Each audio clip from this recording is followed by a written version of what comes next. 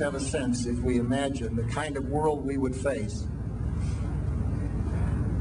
if the people who bombed the Westfall in Mosul, or the people who did the bombing in Spain, or the people who attacked the United States in New York, shot down the plane over Pennsylvania and attacked the Pentagon. But enough of the eyewitnesses. What about the physical evidence? The debris here is spread over a 3 to 4 mile radius, which has now been completely sealed off and is being treated, according to the FBI, as a crime scene. Governor Tom Ridge made some remarks earlier at a press conference. He had flown over the site. He said the emergency response here was immediate. He also said, and I don't know whether or not you all are able to see pictures of this, but this is one of those cases where the pictures really do tell the story, that sort of the most horrifying aspect of this particular crash scene is how little debris is visible. There is a large crater in the ground, and I'm hoping that you all are seeing it as I'm talking about it. But that's really all you see, is a large crater in the ground and just tiny, tiny bits of debris. There has been at least one report that the investigators out there, and there are hundreds of them, as I said tonight, have found nothing larger than a phone book. Light debris from the plane was scattered up to 8 miles away, and a section of engine weighing a ton was located 2,000 yards, over a mile from the crash site. But perhaps the most shocking evidence of all is that at the crash site itself, there is absolutely no trace of Flight 93, nothing but a large crater.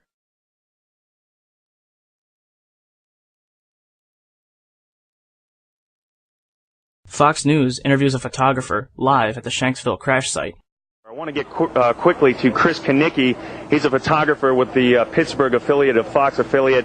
He was back there just a couple of minutes ago, and Chris, I've seen the pictures. It looks like there's nothing there except for a hole in the ground. Basically, that's right. The only thing you could see from where we were was a big gouge in the earth and some broken trees. We could see some people walking around in the area, but from where we could see, there wasn't much left. Any large pieces of debris at all? No, there was nothing that you could distinguish that a plane had crashed there. Smoke, fire? Nothing. It was absolutely quiet. It was actually very quiet. Nothing going on down there, no smoke, no fire. Just a couple of people walking around. They look like part of the NTSB crew walking around looking at the pieces. How big would you say that hole was? From my estimates, I would guess it was probably about 20 to 15 feet. Long and probably about 10 feet long, or 10 feet wide. What could you see on the ground, if anything, other than dirt and ash? And you couldn't see anything. You could just see dirt, ash, and people walking around, broken trees. Compare the diagrams to the photographs.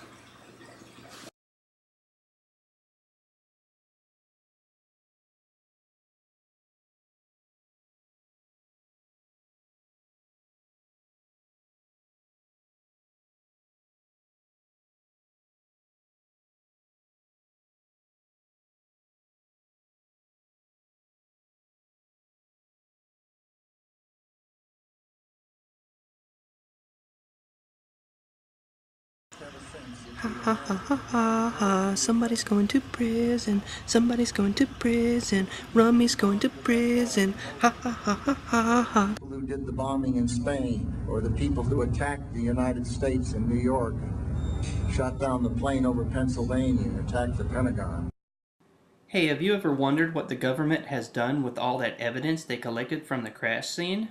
Well, here we go. When it comes to protecting national secrets, the government goes deep underground, a virtually indestructible mine filled with files, patents, and secrets. It's the place Bill Gates chose to protect some priceless artifacts, and I got to see what few eyes have seen inside Iron Mountain. Drive an hour north of Pittsburgh, Pennsylvania. It's rural, rolling pastures, lazy cows, not much to see. Or so you think. Next security cameras all out here. Yes. Iron Mountain is one of the most protected places on Earth. The Yellow Gates guard an abandoned mine, 3 miles long and 2 miles wide, 220 feet underground, with vault after vault of historic treasures and government secrets. This is where the government keeps patents of countless inventions. The Social Security Administration is here. If you're a retired federal employee, your file is down here too. There's an endless maze of dark corridors that stretch into blackness. Vaults don't hold fancy jewelry or rare paintings.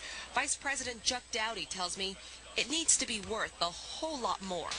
There are dark secrets in the mountain, too. The charred evidence from United Flight 93 brought down by terrorists on 9/11 is heavily guarded in one of the underground vaults. It's no secret who their biggest client is. The biggest client by number of employees would be sections of the federal government. There are branches of the government I've never seen before, like the U.S. Investigation Services. But Dowdy is very tight-lipped about who does what and what's stored within these walls. Do you ask them, what do you want us to hold for you? We do. And actually our customers are very forthright in telling us whether they want us to publicize their names or they don't want anybody to know their names. 95% of their customers demand complete secrecy, and guarding the information is Iron Mountain's greatest strength. Iron Mountain is like an underground city. They have their own water, their own sewage, their own fire department, and their own security team. And management tells me they have never, ever had a security breach.